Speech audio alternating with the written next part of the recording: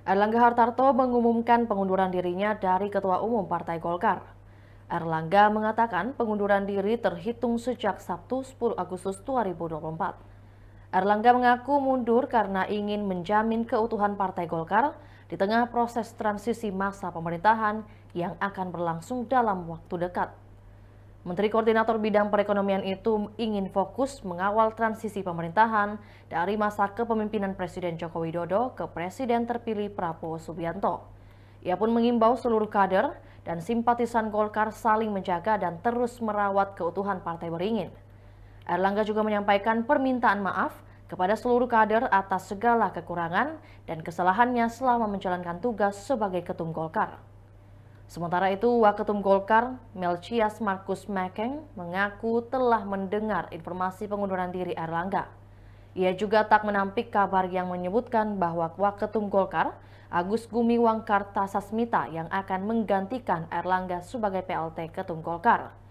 Namun Mekeng belum membeberkan informasi lebih lanjut perihal pengunduran diri Erlangga ini. Saya Erlangga Hartarto, setelah mempertimbangkan dan untuk menjaga keutuhan Partai Golkar dalam rangka memastikan stabilitas transisi pemerintahan yang akan terjadi dalam waktu dekat, maka dengan mengucapkan Bismillahirrohmanirrohim serta atas petunjuk Tuhan Yang Maha Besar, maka dengan ini saya menyatakan pengunduran diri sebagai Ketua Umum DPP Partai Golkar.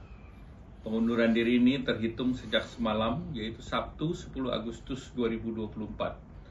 Selanjutnya sebagai partai besar yang matang dan dewasa, DPP Partai Golkar akan segera menyiapkan mekanisme organisasi sesuai dengan ketentuan ADART organisasi yang berlaku.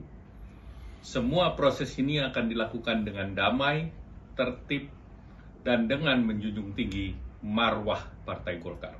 Itulah tadi berita Hot News kita pada hari ini. Saksikan berita Hot News lainnya hanya di kanal YouTube dan Facebook Tribun Timur. Download Tribun X sekarang.